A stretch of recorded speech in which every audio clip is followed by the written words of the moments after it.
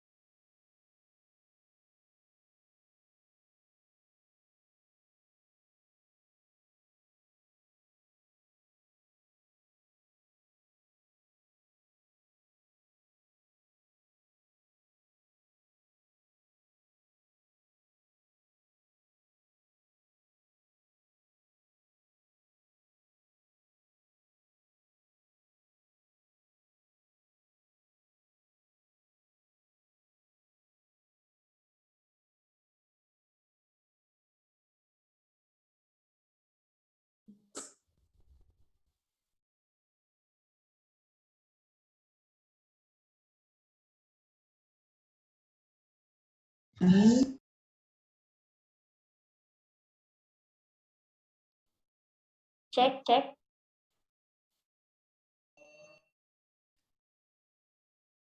Baik, karena jam sudah menunjukkan pukul 9, acara akan segera dimulai.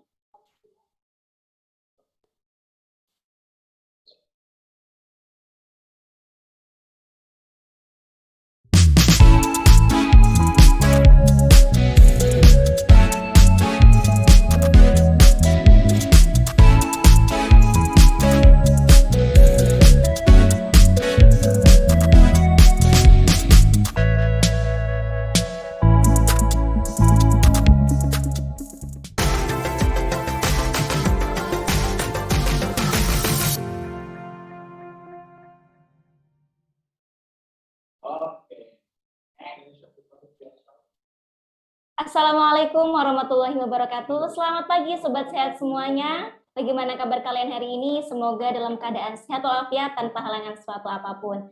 Salam sejahtera bagi kita semua. Senang sekali saya Hilma Maulal Fatwa diberikan kesempatan pada pagi hari ini untuk menjadi host dalam acara webinar pelatihan startup dengan tema Bangun Startup Bangkitkan UMKM Mikro.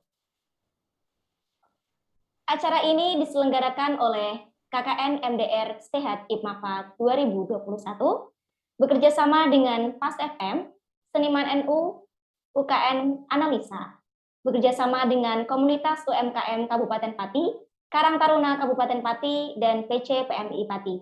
Acara ini disponsori oleh Toko Supri, Toko Kiri, Atajaya, Mia Jaya, Mamanios, PT Cahaya Mandiri, dan Global Elektronik.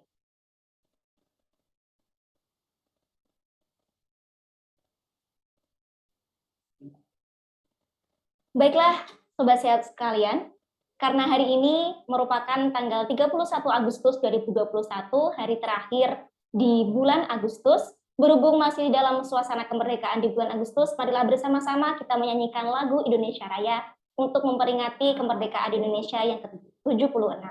Untuk itu, hadirin dimohon berdiri.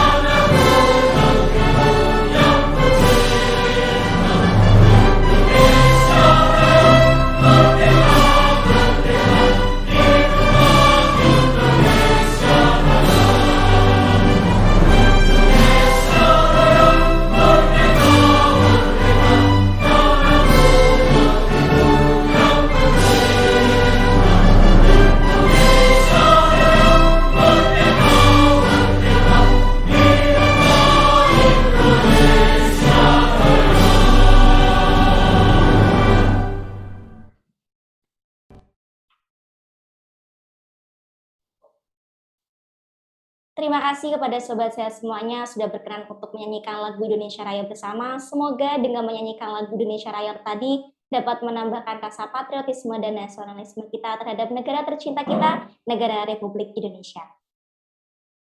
Baiklah sobat saya semuanya, tentunya sudah tidak sabar ke acara inti, yakni webinar pelatihan startup dengan tema Bangun Startup, Bangkitkan UMKM Mikro. Tapi sebelum kita menuju ke acara inti, mari kita dengarkan terlebih dahulu pengantar dari Ibu Dr. Anda Wahyu Setiawati MT. Beliau merupakan Kepala Dinas Koperasi dan UMKM Kabupaten Pati. Saya ingin menyapa terlebih dahulu. Selamat pagi Ibu Wahyu. Selamat pagi, Mbak. Bagaimana Ibu kabarnya? Waalaikumsalam. Bagaimana Ibu kabarnya hari ini? Sehat, Mbak. Baik. Alhamdulillah. Baik Ibu, tanpa memperpanjang waktu lagi, waktu dan tempat saya persilahkan. Assalamualaikum warahmatullahi wabarakatuh. Salam sejahtera buat kita semua. Yang saya hormati Bapak narasumber dan peserta webinar, khususnya adik-adik KKN Hipmafa Pati yang berbahagia, ya. Marilah kita panjatkan puji syukur kehadirat Allah Subhanahu wa Ta'ala karena pada pagi hari ini kita masih diberi kesehatan, diberi keselamatan, diberi umur panjang, ya, sehingga dapat bertemu dalam acara webinar pelatihan startup pada pagi hari ini. Peserta webinar yang saya hormati, untuk materi dari tentang pelatihan startup ini adalah materi yang sangat menarik bagi saya, ya, karena ini tentunya melibatkan orang-orang muda yang berusia muda. Seandainya tidak berusia muda juga orang-orang yang memiliki semangat muda, ya. Dari startup ini latar belakangnya apa? Ini adalah adanya disruption, ya, disrupsi. Yaitu untuk menjelaskan disrupsi itu apa? Untuk menjelaskan situasi perubahan besar dalam organisasi ekonomi karena teknologi informasi. Jadi alasannya yaitu pertama karena sebenarnya perkembangan digital itu sudah berlangsung lama, sudah berlangsung puluhan tahun mungkin. Kemudian adanya pandemi COVID-19 ini semakin mempercepat proses, ya. Jadi kita sudah masuk ke 4.0, tapi nanti sebentar lagi mungkin 5.0, mungkin kita sudah masuk ke era 5.0, ya, sehingga membuat perubahan kebutuhan masyarakat, gaya hidup, alokasi ekonomi, kemudian struktur pertumbuhan ekonomi. Dan yang terpenting yaitu karena adanya protokol kesehatan, ya, yang tetap diberlakukan, yaitu adanya paradoksikal kesehatan dan ekonomi. Kita tahu bahwa kemarin kita sudah mengalami ada PPKM, PPKM darurat, PPKM level 4, level 3, alhamdulillah untuk saat ini Pati sudah masuk level 2. Namun protokol kesehatan tetap dipakai, tetap diterapkan. Kemudian Anda mungkin perlu mengetahui tentang apa itu yang harus dimiliki oleh startup, ya. Jadi harus punya mindset disrupsi, ya, atau disruptive mindset, ya. Artinya orang akan menjadi kreatif dan tidak takut menghadapi perubahan. Kita tahu bahwa perubahan luar biasa cepat dari gaya hidup yang tadinya mungkin banyak teman-teman khususnya yang UMKM offline, kita berjualan di lapak-lapak, di tempat-tempat publik, ya, tempat-tempat keramaian. Sekarang kita semuanya harus ke online. Kemudian mental disrupsi ini menjadikan seseorang memiliki sifat terbuka dan berpikir tentang masa depan. Kemudian sebaliknya orang yang memiliki steady mindset atau fixed mindset, atau dengan kata lain pola pikir yang tetap, ya, akan selalu terpaku pada masa lalu dan cenderung sulit bergerak serta berubah. Saat ini organisasi yang agile atau yang tangkas, yang lincah dan dinamis harus bisa beradaptasi mengarungi segala perubahan dengan kualitas SDM yang bermental pengemudi yang baik. Jadi ini ada dalam startup itu ada mungkin pola pikir atau pimpinan sebagai pengemudi dan penumpang. Ibaratnya analoginya seperti itu. Tapi kenyataannya tidak semua sumber daya manusia bisa menjadi pengemudi. Ya. Ada dua tipe sumber daya manusia, tadi sudah saya sebutkan, yang akan menentukan budaya perusahaan, daya saing, serta kemampuan dalam beradaptasi, bahkan dalam menghadapi disruption atau disrupsi atau perubahan. Yang pertama yaitu manusia yang bermental driver atau pengemudi. Adalah manusia yang dituntut untuk mempunyai mata yang selalu terbuka. Kita tahu pengemudi itu kan selalu pegang setir, selalu harus tahu ke depan. Matanya harus terbuka, tidak boleh mengantuk. Nah, cepat membaca gejala, tangkas bertindak, tetap disiplin merawat kendaraan. Dalam hal ini adalah organisasinya, perusahaannya. Dan dia tahu kemana jalan yang harus diambil. Yang kedua yaitu manusia sebagai penumpang atau passenger. Manusia yang sebagai penumpang, Anda semuanya tahu, kurang terjaga, kemudian yang merasa boleh mengantuk atau tidur pun boleh sebagai penumpang. Kurang merasa perlu merawat kendaraan, dan tentunya kurang tahu arah jalan. Itu posisi sebagai seorang passenger atau penumpang. Kemudian organisasi yang mempunyai kriteria agility atau yang tangkas, di sini harus memiliki understanding itu pengertian, dan self-driving yang kuat, artinya kemampuan untuk mengendalikan yang kuat. Di sini organisasi yang agile atau yang tangkas, yang lincah itu harus memiliki sejumlah elemen. Ini saya sebutkan karena startup itu nantinya merupakan suatu organisasi yang memang lincah gitu. Jadi ada elemen yang harus dimiliki, yaitu pertama disiplin diri. Kedua, berani melawan risiko atau risk taker atau berani mengambil risiko. Kemudian play to win, ayo bermain menang, kita harus menang. Kemudian kemampuan untuk menyederhanakan pilihan atau power of simplicity. Jadi kita harus berani untuk pilihan saya ini ya, ini kita sederhanakan sehingga kita mudah untuk melaksanakan. Kemudian mindset yang tumbuh atau tadi sudah saya sebutkan growth mindset. Tadi ada fixed mindset, ada growth mindset. Mindset yang tumbuh itu selalu terbuka, selalu bisa menerima perubahan, selalu selalu baiklah, beradaptasi dengan baik. Kemudian memiliki komunikasi yang asertif, artinya apa? Yaitu kemampuan yang dimiliki oleh seseorang untuk mengekspresikan gagasan dan perasaan positif maupun negatif dengan cara terbuka, jujur, dan langsung. Kemudian perspektif yang luas dan bijaksana. Kemudian ditambah kemampuan berpikir kritis dan kemampuan untuk berpikir kreatif. Setiap startup itu dipimpin oleh 1 atau 2 orang pengemudi.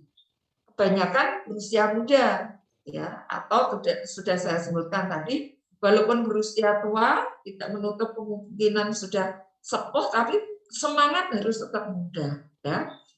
Mereka pun ikut merekrut SDM, sumber daya manusia yang muda juga, ya. Kemudian biasanya proporsi karyawan itu 70-30, ya, artinya 70% itu sebagai penumpang bagi passenger, yang 30% itu sebagai pengemudi atau driver. Penumpang di perusahaan startup itu tidak hanya penumpang biasa, mereka memiliki sense of mission yang kuat. Jadi walaupun penumpang, tapi memiliki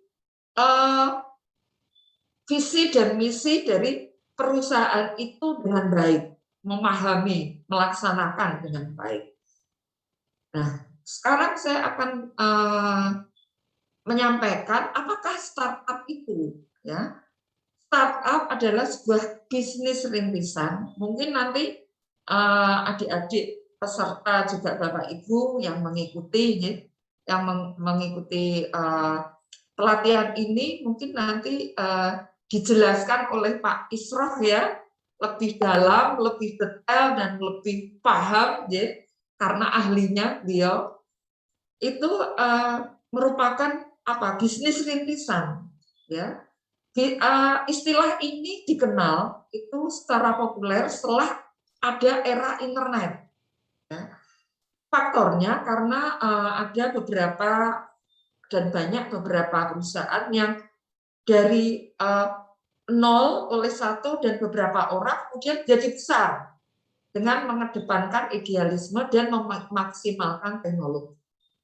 Kemudian aktivitas bisnis yang dijalankan oleh perusahaan startup kebanyakan menciptakan sebuah produk untuk memecahkan masalah yang dihadapi oleh masyarakat, sehingga mampu menciptakan pangsa pasar baru dan bahkan menjadi lead market, ya. Hal inilah yang dicapai oleh banyak startup unicorn yang ada di Indonesia maupun di negara lain. Unicorn itu yang memiliki value lebih dari 13 triliun. Kemudian ciri-ciri sebuah startup yaitu memiliki inovasi yang terus berkembang, khususnya inovasi yang memberi solusi penyelesaian masalah masyarakat, kemudian menitik beratkan pada growth atau pertumbuhan dibandingkan profit. Jadi lebih bertumbuh pada pengembangan organisasi dan pada keuntungan. Marai sakit perut kok, wong setelah satu kok. Dari satu kali dariku satu.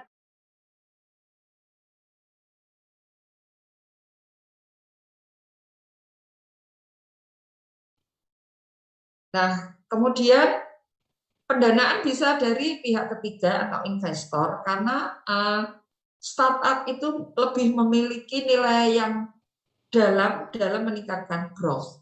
Kemudian ada memiliki platform mobile, artinya dekat dengan konsumen, ya, lebih dekat dengan konsumen.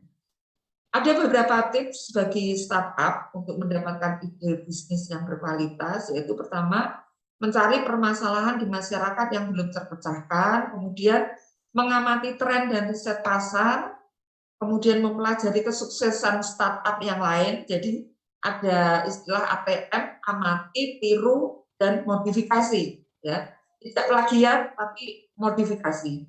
Kemudian outside the box, artinya kita berpikir di luar kebiasaan sehari-hari. Cari ide yang memang tidak terpikirkan orang lain, tapi kita bisa menangkap peluang itu. Kemudian passion exploration ini adalah yang sesuai dengan kesenangan kita, hobi kita. Nah, itu kita tangkap sebagai suatu usaha startup. Kemudian karena ini adalah kita di sini UMKM, UMKM, kita nanti saya mohon, ya, dari mungkin dari peserta, dari Bapak mentor, ya, bisa menjadi sasaran ide di kalangan startup ini dari bidang UMKM, usaha mikro, kecil dan menengah. Kondisi saat ini terdampak banget, terdampak banget, dan mungkin ini ada beberapa data yang ada kesulitan karena pandemi, yaitu ada penyediaan akomodasi dan makan minum. Ini yang paling terkena dampaknya, sekitar 36%. Kemudian pedagang besar, eceran, reparasi, perawatan mobil, dan sepeda motor ini 25,33%. Kemudian industri pengolahan ini yang terdampak 17,83%, aktivitas jasa lainnya 11,69%, pertanian, kehutanan, dan perikanan 5,60%. Kemudian sektor usaha lainnya 3,67%. Mungkin ini nanti bisa jadi sumber ide-ide kreatif bagi startup untuk memberi solusi bagi UMKM. Bapak Pak Isrof, Pak Adi, mungkin nanti saya mohon bisalah nanti startup baru ini bisa membantu untuk para usaha UMKM. Karena kita tahu bahwa tenaga kerja di Indonesia itu 99% itu dari UMKM loh. Yang 1% itu dari korporasi besar. Ini secara makro ini saya mendapatkan dari Harian Kompas, setelah ada penelitian. Sedangkan di Kabupaten Pati ini usaha mikro ada 12.869 pelaku, kemudian usaha kecil 954 pelaku, usaha menengah 80 pelaku. Ini karena kecil dan menengah itu sudah kriterianya sudah tinggi. Mungkin dalam pertemuan ini kami ada rekomendasi, yaitu pertama, kami mendukung untuk lingkungan akademisi atau perguruan tinggi, ada program atau pembelajaran yang mungkin semacam ini, pelatihan startup, atau mungkin nanti ada kelanjutan untuk pelatihan-pelatihan berikutnya, sehingga lebih mendorong tumbuhnya jiwa kewirausahaan, sehingga bisa mendorong lahirnya banyak startup di kalangan anak. Dan yang kedua, meningkatkan kualitas sumber daya manusia. Sumber daya manusia Indonesia ini kita harapkan harus well informed dan terbiasa dengan penggunaan teknologi informasi, sehingga mampu mengembangkan bisnis yang bisa membantu memecahkan permasalahan di masyarakat. Kemudian mungkin itu nanti bisa untuk selanjutnya bereksplorasi dengan Bapak Isrof, umum ada pakar untuk peserta webinar, monggo silakan.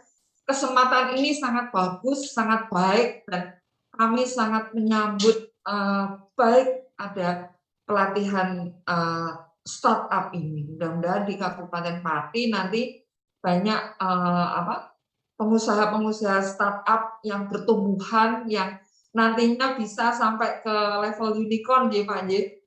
Bisa sampai level unicorn, bisa setara dengan Gojek, dengan mungkin kalau saya nggak salah, Tokopedia seperti itu, yang dulunya mereka adalah usaha-usaha rintisan atau startup. Bapak Ibu peserta webinar, mungkin saya tidak bisa mengikuti sampai selesai, Bapak dan adik-adik dari KKN IMAFA Pati, mungkin kami nanti izin live, Tapi saya terakhir ini ada semacam quotes, jadi dari J.C. Owens. Kita semua punya mimpi, tetapi untuk mewujudkan mimpi itu dibutuhkan banyak tekad, dedikasi, disiplin diri, dan usaha yang keras. Itu untuk menjadikan kita nantinya besar dan bisa mencapai semua cita-cita yang kita inginkan sebagai startup muda, usaha rintisan yang nantinya jadi panutan khususnya untuk di Kabupaten Pati dan untuk usaha mikro kecil menengah atau UMKM.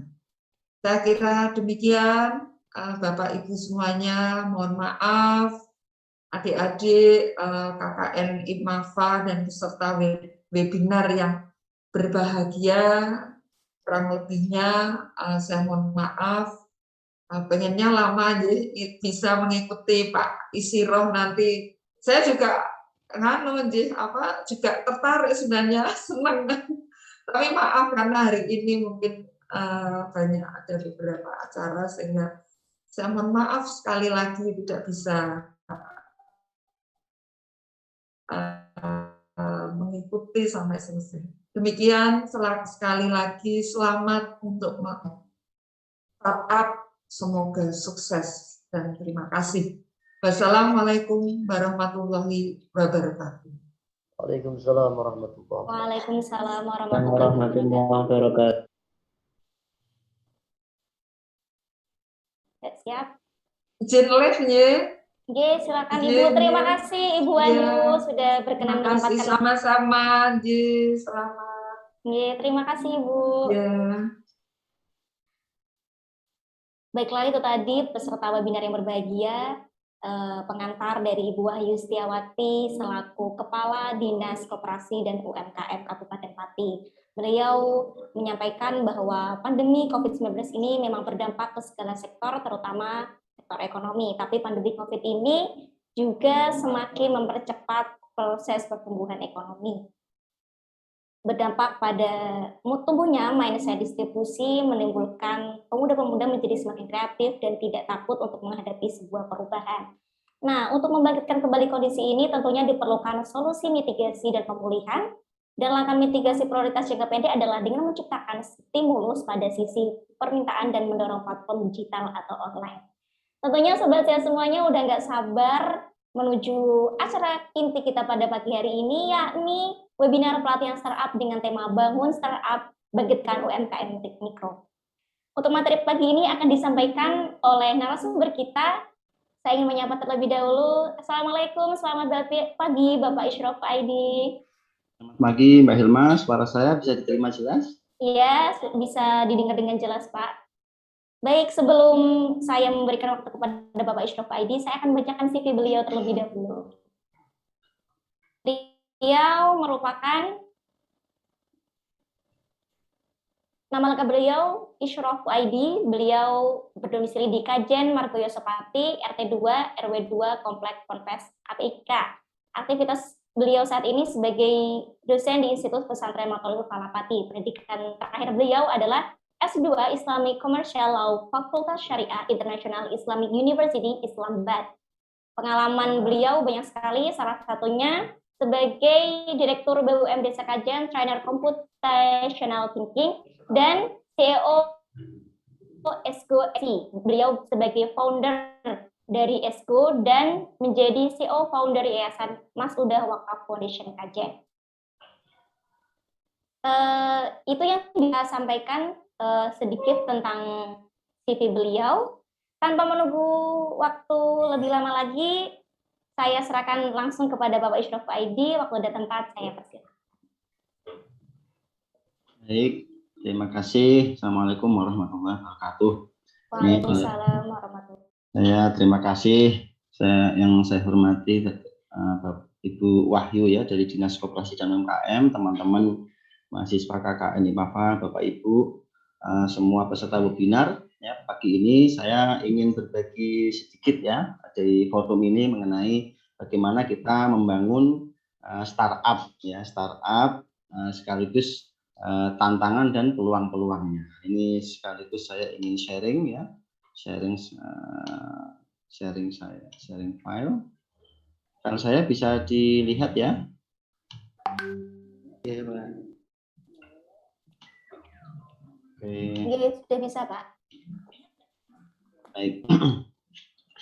Nah, tadi saya pribadi berterima kasih kepada Bu Wahyu, sedikit banyak sudah disinggung mengenai bagaimana kita membangun startup. Memang secara umum begitu ya. Mungkin nanti saya ini dari sisi praktisinya ya, karena memang saya ini setahun ini membangun usaha rintisan namanya ESGO atau jasa ekspedisi atau layanan antar yang melayani masyarakat sementara ini Kecamatan Margoyo Sopati. Ya. Nanti mungkin tidak lama lagi akan kami kembangkan ya untuk beberapa wilayah lainnya. Ya.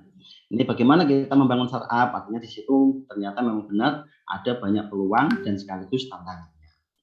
Nah, yang perlu kita pahami sekarang ya saat ini bahwa kita semua ini tidak melihat umur, tidak melihat jenis kelamin, tidak melihat semuanya hidup di era yang serba digital. Jadi digital atau serba online ini sudah masuk di semua aspek kehidupan ya. Kita bertransaksi, kita belanja, kita melayani orang, kita mencari dana, kita menabung ya, kita ke pasar, itu semuanya serba online sekarang.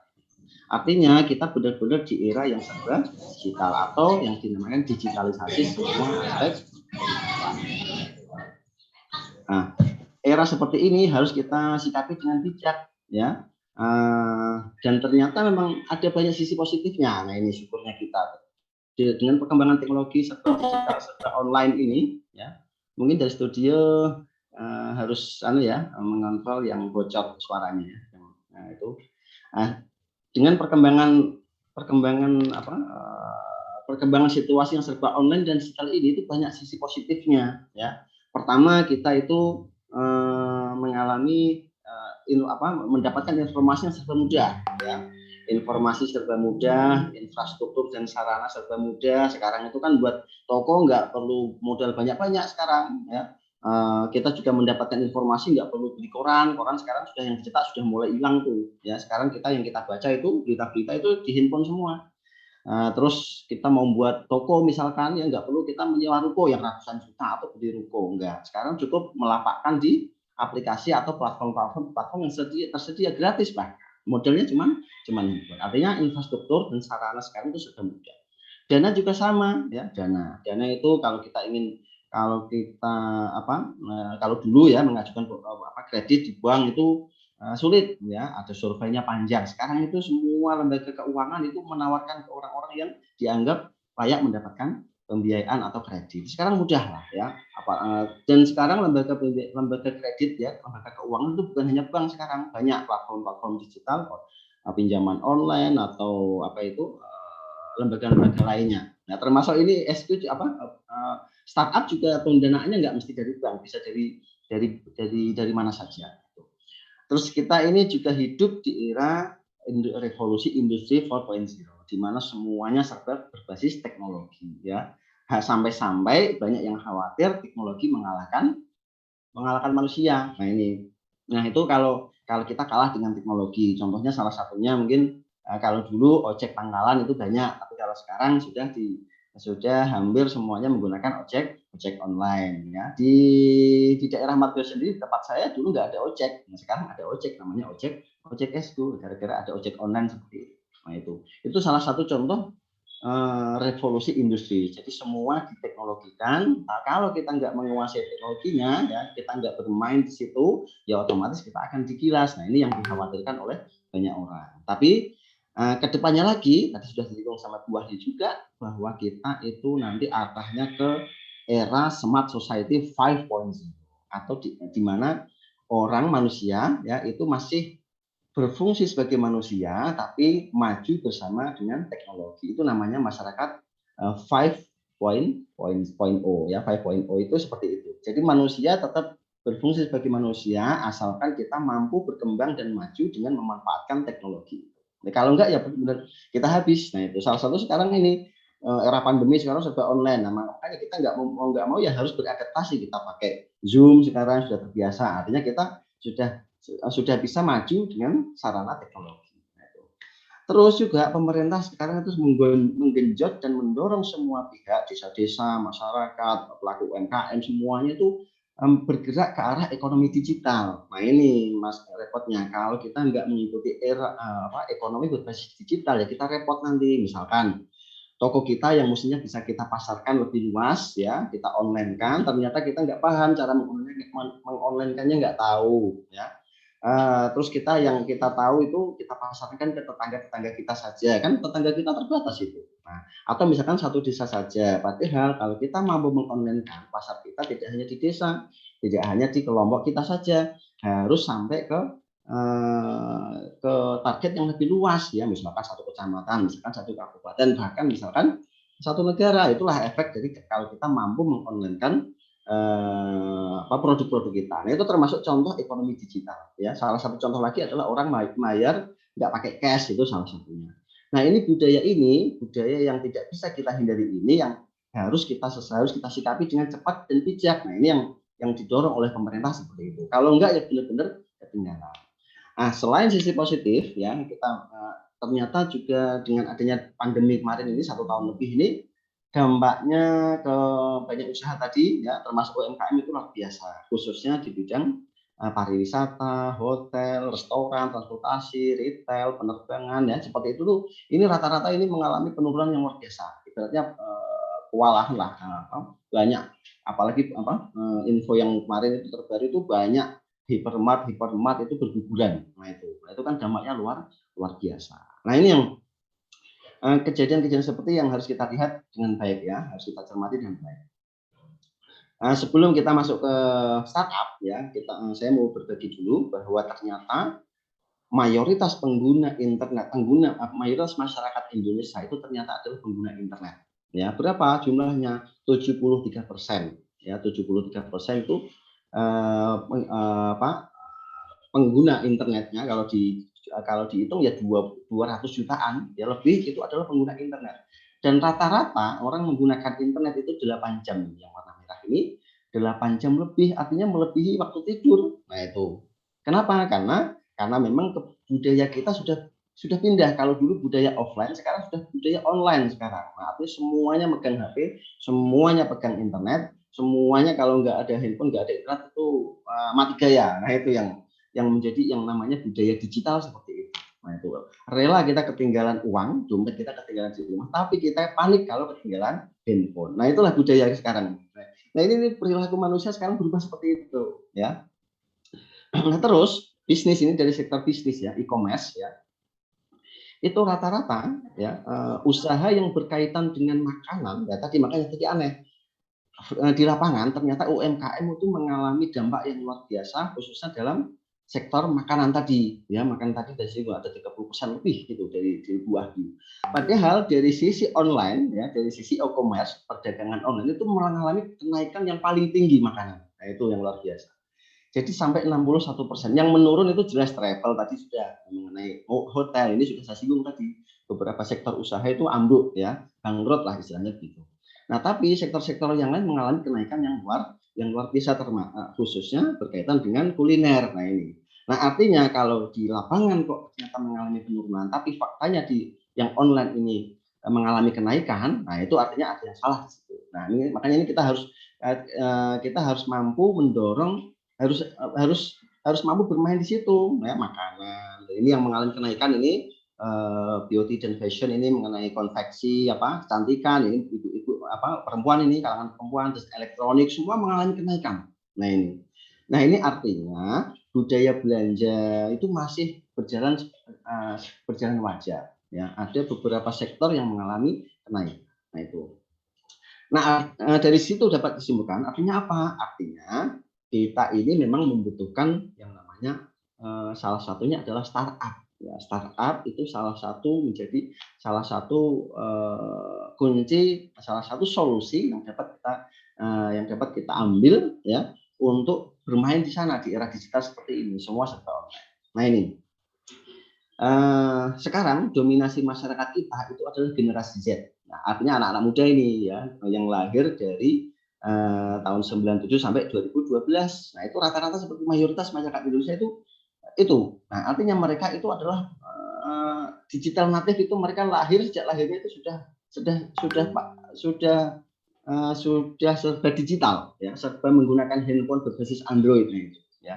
Mereka punya kebiasaan tanpa internet itu repot lah pokoknya, panik. Nah itu.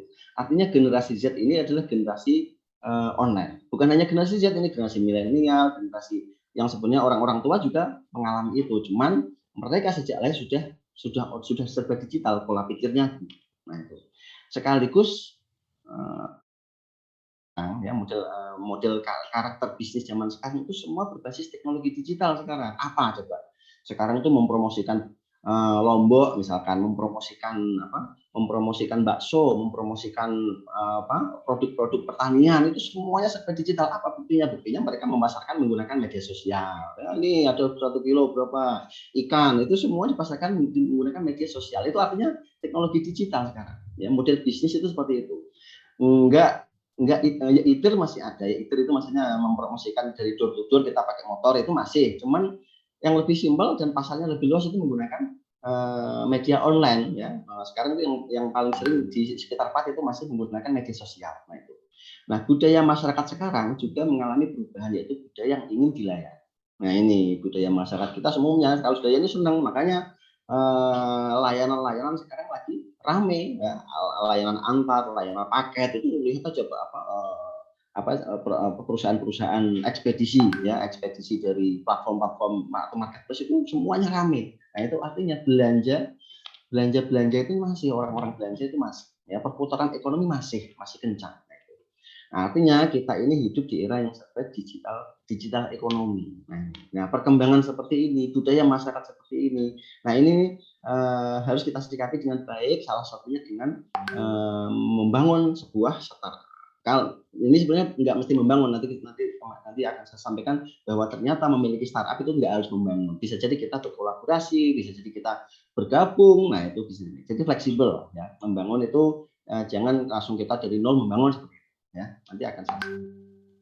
Nah, ini beberapa startup tadi sudah disinggung, startup yang sebenarnya sudah bukan startup ya, karena Gojek, Tokopedia, Traveloka ini sudah mapan dia. Yang namanya startup tadi karakternya salah satunya dia adalah pemain awal, pemain pemula, rintisan. Kalau rintisan berarti dia belum lama bermain. Nah ini, kalau ini sudah sebenarnya bukan startup, tapi perusahaan yang sudah melewati masa startup, dia sudah menjadi perusahaan yang mapan, ya, asetnya sudah sampai miliaran dolar seperti itu, ya.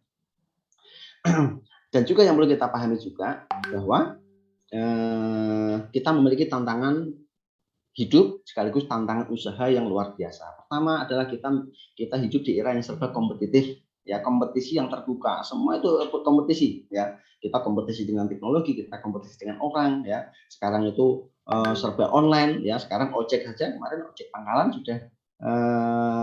sudah dikuasai dengan ojek online. Nah, itu artinya kompetisinya benar-benar terbuka.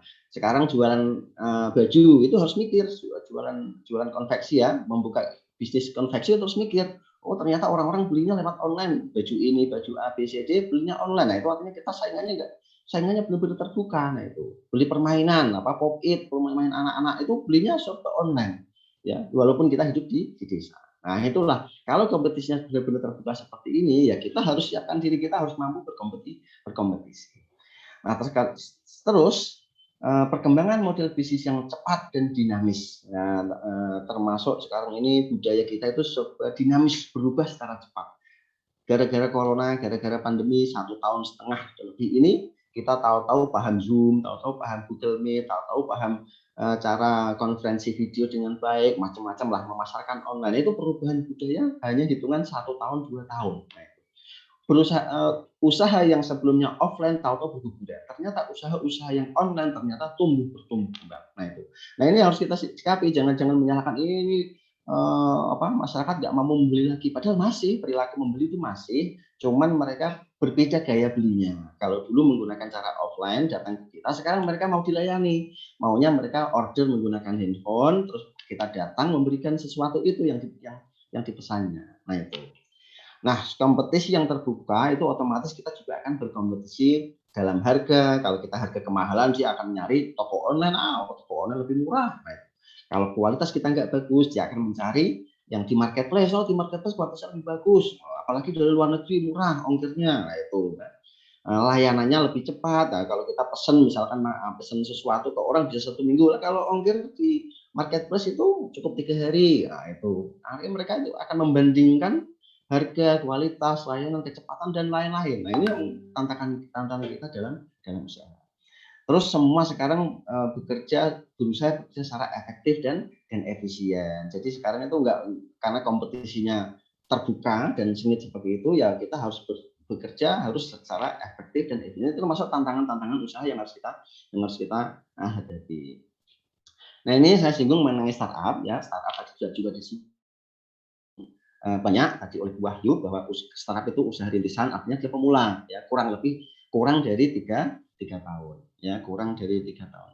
Ini mudah-mudahan saya masih suara saya masih jelas ya ini. Kurang dari 3 tahun. Baik ya. Usaha rintisan, jadi punya saya juga masih rintisan ya, masih belum sampai 3 tahun, karena 1 tahun lebih sedikit ya, 1 tahun lah dulu tuh Juli 2020, sekarang sudah mulai Agustus, tapi 1 tahun 1 bulan. Nah, itu. Jadi termasuk startup. Terus memiliki produk atau jasa ya, kita sama yang punya saya atau perusahaan-perusahaan lain yang masuk kategori startup, ya dia akan menjual produk atau jasa. Nah, itu menghadapi ketidakpastian yang sangat tinggi. Yang namanya startup ya, pebisnis pemula itu kan pastinya dia punya risiko yang tinggi. Makanya tadi benar yang disampaikan Bu Wahyu ya dari Dinas Koperasi itu, bahwa mereka tidak menarget untung, tidak mendahulukan untung dulu, tapi berkembang bisnis. Jadi diterima pasar. Nah, itu artinya kita menggerakkan masyarakat dulu, menggerakkan usaha kita supaya besar. Nah, nanti kalau sudah besar kan otomatis untung itu datang sendiri pasti. Nah, itu artinya ini termasuk startup adalah membangun branding juga ya. Misalkan ini 1 tahun 2 tahun bisa jadi belum untung. Nah, itu bisa jadi setelah itu ketika pasar itu sudah terbentuk, otomatis ya namanya orang kalau sudah pasarnya besar kan otomatis untung akan berdatang. Nah, tapi kalau baru membangun 1 bulan 2 bulan sudah pikirnya untung, jadi nggak termasuk, karena startup itu menghadapi ketidakpastian yang sangat tinggi ya. Dia punya idealisme tinggi ya, berbasis teknologi, investasinya besar misalkan ya, tapi dia belum mentarget untung yang besar ya, belum. Nah, itu butuh waktu. Nah, itu. Jadi itu seperti itu, kira-kira startup itu seperti itu. Dan aslinya bukan hanya aplikasi dan produk digital dan berbasis IT sebenarnya. Startup itu apa saja bisa. Cuman trennya sekarang itu yang namanya usaha sekarang yang digeluti oleh anak-anak muda itu berbasis teknologi. Itu kalau nggak ada aplikasinya, nggak ada platformnya itu nggak seru. Nah, itu makanya karena memang budaya masyarakat kita itu berbasis online dan digital. Nah, itu makanya semua serba tadi startup yang ada, unicorn, dekakorn itu semuanya berbasis teknologi pasti. Nah, bagaimana kita membangun itu ya, membangun startup ya. Pertama ini mungkin secara teknis sebenarnya ya sama lah dengan proses bagaimana kita membangun usaha. Cuman kalau usaha kita berbasis teknologi dan digital, nah itu mungkin cara kerjanya mungkin beda ya, tapi alurnya semuanya hampir sama. Pertama kita harus membuat konsep yang jelas ya. Kita ingin membidik apa dulu ya, konsepnya jelas. Misalkan tadi UMKM tadi pada lesu ya usahanya. Ini UMKM produknya apa? Produknya makanan. Kenapa kok lesu? Nah, kenapa kok lesu? Itu ternyata ada PPKM ya, orang nggak bisa beli. Nah, berarti kan butuh layanan itu, produknya nggak bisa diakses oleh pasar. Dia punya produk tapi nggak bisa diakses. Nah, atau sebaliknya dia pengen mencari produk tapi nggak bisa mengakses produknya. Ya, ingin beli produk. Jadi supply dan demand ya, yang membutuhkan dan yang dibutuhkan itu harus bertemu. Nah, inilah fungsinya, salah satu fungsi startup. Jadi dia paham konsepnya dari A sampai dari yang membutuhkan dengan yang dibutuhkan. Nah, itu ya. Dari penjual dan pembeli itu dia paham alurnya supaya dipertemukan. Ketika dipertemukan, inilah sisi ekonominya akan bertemu, ya bisnisnya akan bertemu. Kenapa UMKM lesu? Pembelinya lesu. Pembelinya juga kenapa kok lesu? Oh, ternyata pembelinya beralih ke online. Nah, ini masalah kan? Berarti kita kan bisa bermain di startup. Nah, itu ya. Jadi konsep dari sisi manajemen, dari sisi penjualan produk, dari sisi marketing, ya semuanya harus jelas. Nah, itu. Terus solutif. Nah, kalau ini setiap ada masalah ya, intinya solutif itu tadi juga saya singgung. Solutif itu memecahkan masalah yang ada di masyarakat. Itu juga sempat disinggung tadi ya.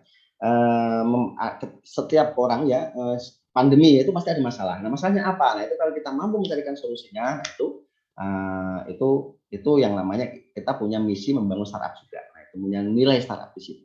kreatif dan inovatif ya. Kreatif itu mencari jalan keluar ya, inovatif itu mengeksekusi jalan keluarnya. Nanti juga saya singgung tim yang solid. Nah, kalau kita sekarang itu eranya itu harus membangun manajemen yang kokoh. Nah, tadi bisa sih startup dibikin oleh 1-2 orang, tapi dia dari sisi mengembangkannya itu dia akan melibatkan orang lain pasti. Nggak bisa dia berjalan sendiri. Kalau dulu kita punya toko, kita kuasai sendiri, nah, satu keluarga bisa, sekarang nggak bisa. Sekarang harus berkolaborasi. Nah, lihat aja marketplace. Marketplace itu misalkan Shopee dan lain-lain itu kan berkolaborasi dengan jasa ekspedisi. Dia nggak pakai ekspedisinya sendiri, dia berkolaborasi dengan yang lain, perusahaan yang lain. Itu eranya seperti itulah, sudah nggak bisa dihindari. Kalau ingin berkembang secara masif dan besar. Nah itu. Terus juga berbasis teknologi. Sekarang eranya memang era teknologi, era digital ya harus menggunakan teknologi. Ya, kita jual produk terus pembelinya saya membayar menggunakan virtual account. Wah maaf Pak harus pakai cash. Nah ini yang repot. Kita mau berkembang tapi nggak berinovasi dalam teknologi. Oh itu. Terus ada orang mau Pak ini saya pasarkan ini di Pati. Oh ini ada yang penjual dari pembeli dari Sumatera. Nah ini kalau kita nggak mampu memberi fasilitas teknologi yang nggak bisa ya. Oh, ternyata kita bisa menggunakan jasa ekspedisi antar pulau, antar kota, antar wilayah. Nah itu semua ada teknologi kita gabungkan dengan teknologi yang tepat. Nah, itu seperti itu. Jadi ini yang beberapa poin yang ingin saya singgung. Solutif ini artinya kita harus cermat membaca peluang. Di mana di situ ada masalah, di situ ada berkah. Nah ini contohnya begini ya. Bisnis yang masih berjalan ternyata di tengah pandemi itu makan, karena orang kan butuh makan semua. Itu masa orang nggak makan, masuk mentang-mentang pandemi kan nggak mungkin ya, semuanya butuh makanan, butuh minuman. Artinya kalau kita bermain di makanan itu mestinya ya laku. Nah, itu. Kenapa kok tidak laku? Bisa jadi masalah pemasaran. Bisa jadi orang yang membutuhkan tidak sampai ke toko kita, ke warung kita. Nah itu ya ternyata dia masih ya food itu. Nah, terus jasa layanan antar. Nah ini kebetulan nomor 1 dan 2 ini tinggi sekali tadi ya. Dan ini kebetulan yang saya garap ya di situ karena saya melihat orang itu pasti butuh makan, orang itu pasti butuh dilayani. Makanya itu penting kalau kita membangun sebuah bisnis yang berhubungannya dengan itu ya pasti masih untuk jangka panjang ke depan masih akan laku seperti itu. Dan juga teknologi sekarang era teknologi mau nggak mau pasti akan laku terus. Orang yang pintar IT pasti laku. Nah itu ya. Terus kita juga produk berbasis komunikasi ya, apalagi online serta EWFH kerja online belajar daring semua serba daring ya. Teknologi komunikasi tentu masih dipakai dan masih laku. Terus juga online konten, ini banyak konten kreator sekarang, artis-artis beralih profesi dari dia di televisi menjadi host, menjadi konten kreator, menjadi punya production house yang ada di YouTube. Nah itu artinya orang sekarang mengarah ke sana ya, bisa jadi TV digital, TV yang konvensional yang ada itu mengalami dampak yang luar biasa gara-gara seperti ini ya.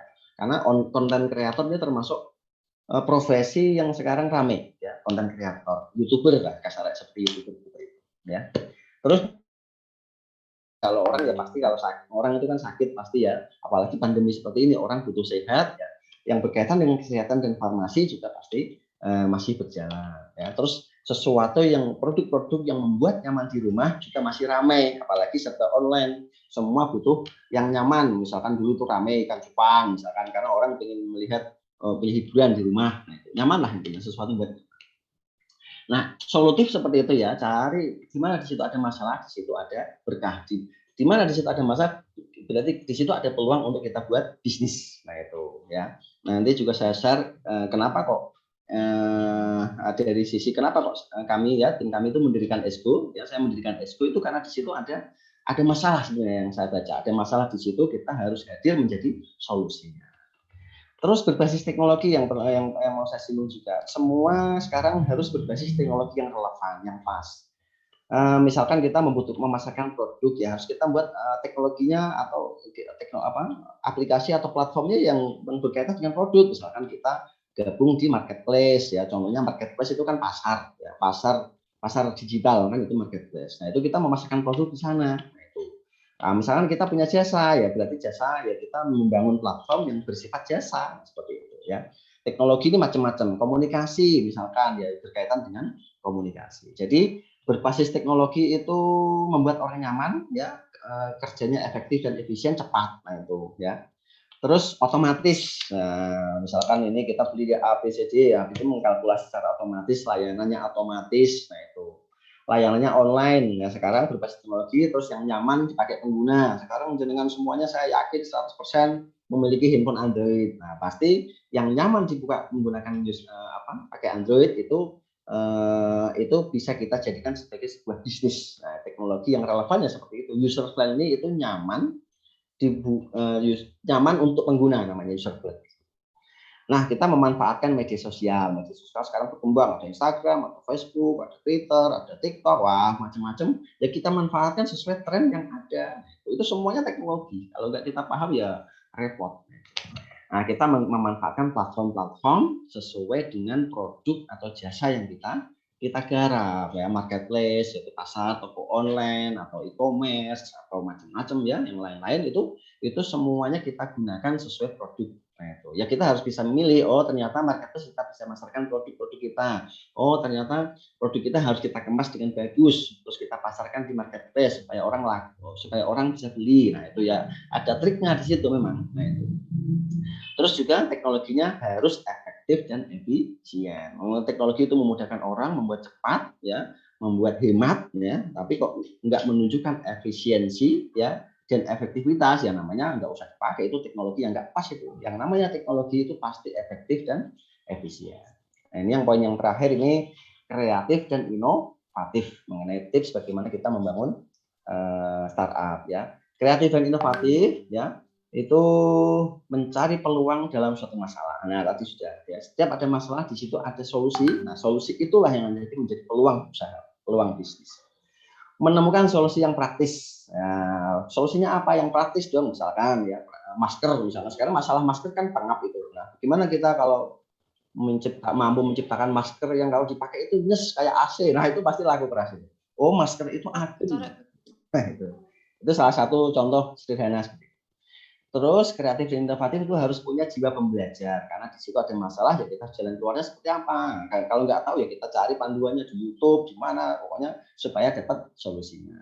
Terus tahan banting, jangan menyerah misalkan. Itu termasuk kita punya jiwa berjalan maju ke depan itu.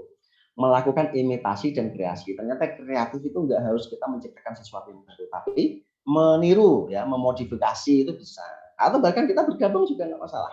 Jadi kita menyelami dulu, dari itu kita tiru, habis itu kita mencari, memodifikasi, baru kita bisa mampu menciptakan sesuatu yang baru. Nah, inovasi itu kalau kita sudah kreatif, ya itu kita eksekusi, nah itu yang namanya inovasi. Jadi kreatif inovatif itu satu paket, tidak bisa kita pisahkan dalam membangun sebuah startup. Ya, ini salah satu bisa berikan contoh. Ada pemuda kreatif bangkit di tengah pandemi dengan layanan jasa cuci motor online. Nah, ini kan orang kalau nyuci motor itu kan masalahnya adalah menunggu. Menunggu itu menjemukan. Nah, ini sebenarnya kalau kita kreatif, kita menggarap layanan cuci motor online. Nah, itu di kota-kota sekarang di Kajen juga ada kok ya, layanan cuci motor online. Tapi di beberapa desa masih belum ada. Nah, ini bisa kita garap. Terus ada lagi bengkel online, bisa jadi begitu ya. Jadi bengkel itu ngambil motornya, kan bengkel itu lama itu. Ya, nah, ngambil motornya, orang kan sekarang sibuk ya udah kita jemput motornya, kita servis, itu kita kembalikan dengan tambahan biaya ambil misalkan begitu. Nah, itu nggak masalah sekarang orang. Jadi layanan itu penting. Itu. Termasuk misalkan jualan kalau di kota-kota banyak lah ya, pembantu rumah tangga, misalkan tukang pijat, tukang cuci baju. Nah itu dipanggil secara online. Ya. Di Pati saya kira masih peluang yang sangat besar karena belum tergarap itu semua, ya belum banyak tergarap. Ya kita bangun aplikasi itu bisa aja. Mimpi saya juga termasuk seperti itu. Saya ingin membuat pasar bukan hanya menjual produk tapi menjual orang, bukan menjual orang kita jual itu orang ini enggak, tapi menjual jasanya. Orang ini bisa apa? Misalkan tukang batu ya kita taruh di pasar itu. Oh ternyata supaya misalkan desa A itu membutuhkan tukang batu, ternyata tukang batunya ada di desa B atau di desa C. Nah, itu supaya ketemu dia. Oh, artinya ketika yang membutuhkan dan yang dibutuhkan bertemu, nah itu artinya di situ ada perputaran, ada kegiatan yang ekonomis ya, ada keuntungan ekonomis di situ. Ya. Nah, itu salah satu inovasi-inovasi yang bisa kita kembangkan. Nah, ini saya berbagi sedikit mengenai kenapa kami mendirikan Expo ya. Karena ya berangkat dari masalah, ya masalahnya kenapa? Karena dulu pertama ini aslinya sih berdiri dulu gara-gara semua seperti PPKM nggak boleh keluar. Ya. Nah kalau nggak boleh keluar gimana dia makannya? Nah pasti kan butuh belanja. Nah itu kita buat apa kami buat itu layanan belanja. Nah itu jadi pondok-pondok walaupun dia di lockdown tidak bisa keluar, tapi dia masih merasakan makanan-makanan yang ada di Kajen seperti itu.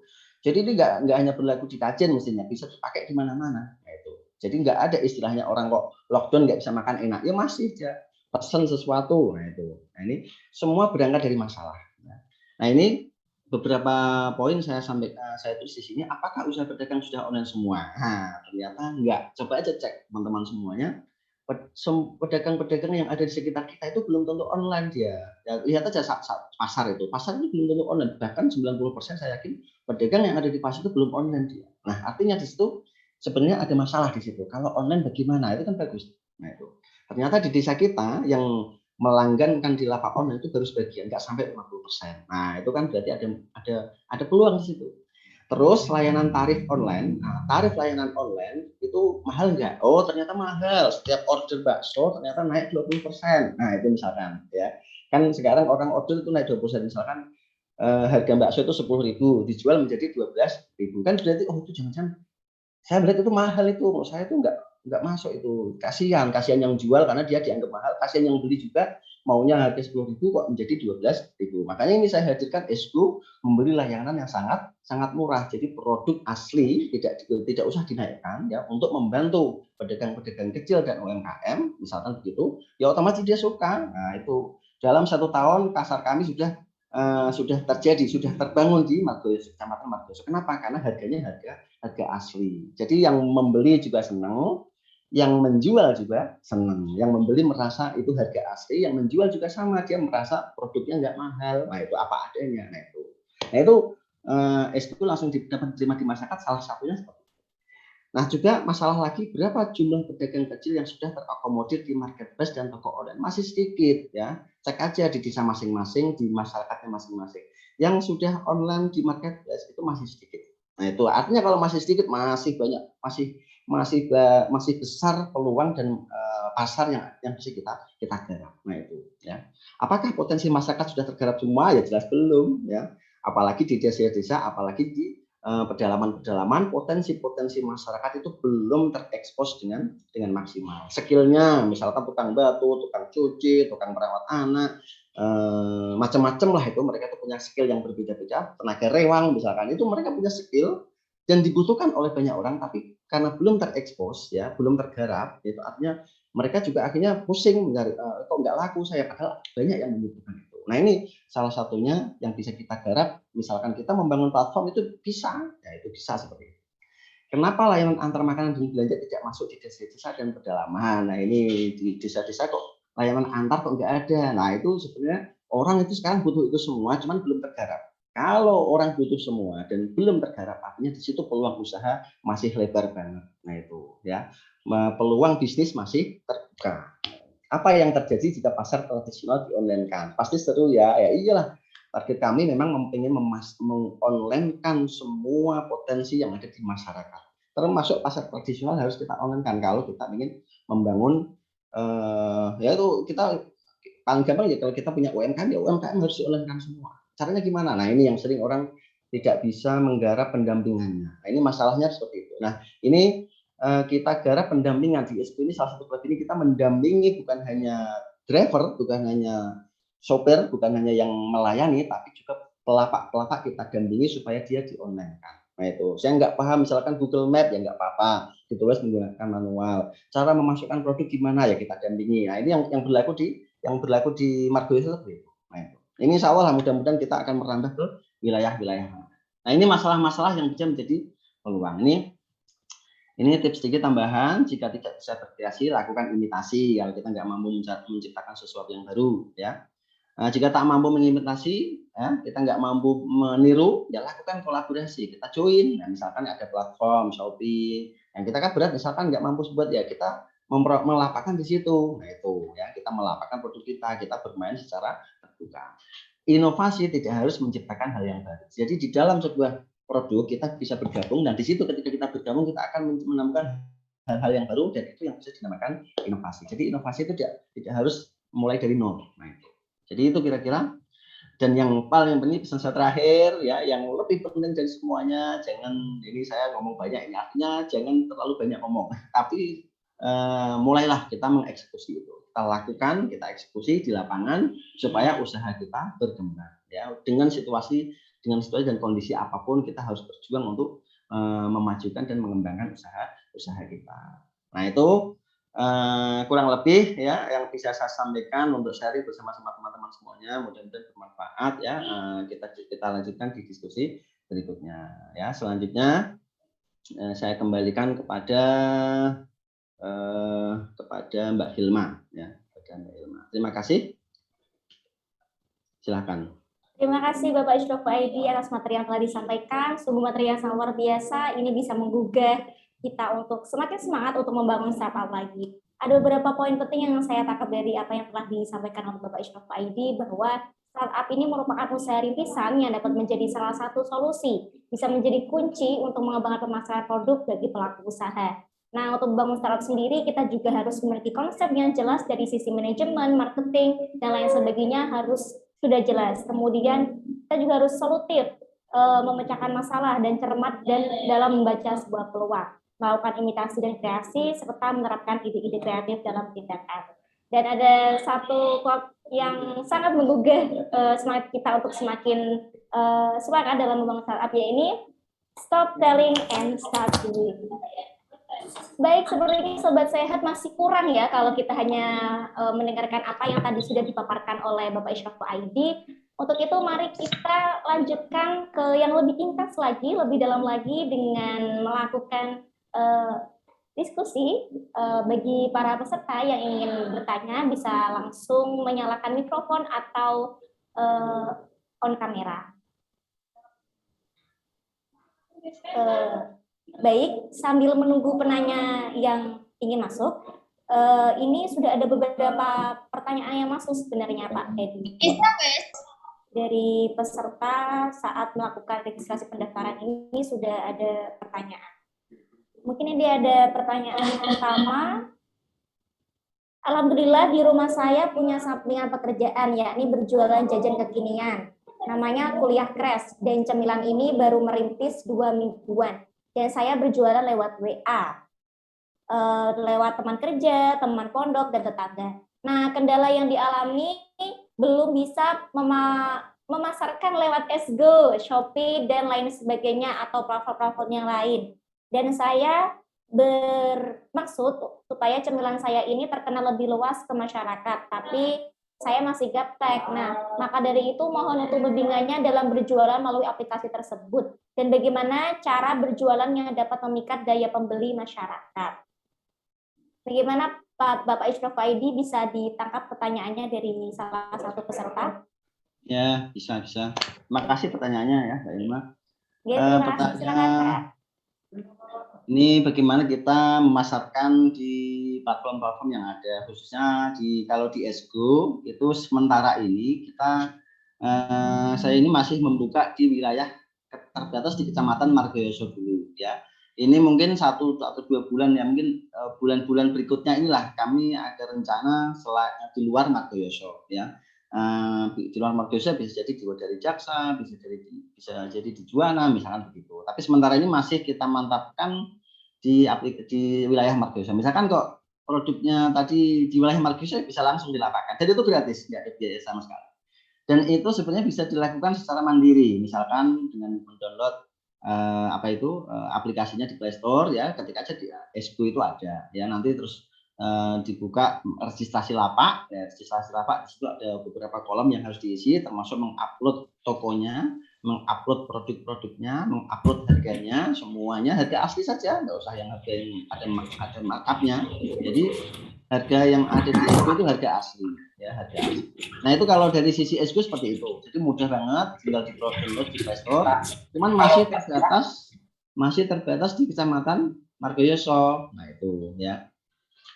Nah, nanti kalau wilayahnya di tempat lain, yang menunggu pembukaan di tempat lain. Nah, itu. Untuk aplikasi-aplikasi yang lain seperti Shopee dan lainnya itu juga sama, bisa dilakukan ya. Registrasi sendiri, pasarnya lebih luas karena memang ESCO ini bergerak sesuai wilayah ya. Jadi hampir mirip memang kami bergerak itu membangun dari bawah ya, masyarakat ini butuh ini kita ciptakan itu ya. Karena ini angan-angan kami itu seperti ini. Ada penjual pentol ya, penjual pentol itu kan dia nggak paham apa-apa, nggak paham teknologi apa-apa. Gimana supaya dia bisa laku juga secara online. Nah, makanya sistem SP itu ada cara manual. Jadi orang mengetik sendiri, misalkan beli pentol ojek yang ada di dekat makam Mbah Mutamakin itu bisa. Nah, itu di Margoyoso ya. Jadi pentol ojek itu bisa dipesan. Ada lagi yang ekstrim lagi, pesan tolong belikan katak yang masih hidup ya. Untuk apa? Untuk praktek biologi atau apa itu pernah dipesan sama salah satu sekolahan madrasah itu seperti itu. Jadi mencari produk yang benar-benar manual itu pun bisa. Nah, artinya ordernya online tapi produknya itu sudah masuk ke masyarakat yang benar-benar offline, yang tidak nyambung dengan itu. Jadi beli ikan hias juga bisa. Nah, itu beli jam tangan, beli jam tembok juga bisa, nanti akan dibelikan karena ordernya ada yang secara otomatis, ada yang secara manual. Kalau otomatis itu produk-produknya sudah terdaftar di aplikasi ESCO, yang manual ya nulis sendiri apa itu terserah, asal bisa dibawa menggunakan motor ya. Kalau beli yang besar ya nggak bisa otomatis. Nah itu yang sisi uniknya ESCO itu seperti itu. Makanya jargon kami itu ESCO itu serba bisa ya, serba bisa, apapun bisa. Nah, ini yang banyak tidak digarap oleh platform-platform yang lain. Jadi produk-produk orang-orang yang benar-benar terbelakang ya secara teknologi offline ya, mereka tidak gaul, orang-orang tua itu mereka terakomodir juga. Kenapa? Ya karena orang bisa menulis secara manual seperti itu ya. Nah, itu yang ingin kita bidik di situ. Ya, saya lihat belum ada platform yang gabungan antara manual dengan otomatis. Ya, misalkan beli obat ya bisa, beli obat di toko ini lapaknya belum terdaftar itu bisa diorder lapak. Jadi kalau sudah terdaftar ya berarti nanti otomatis menghitung harganya.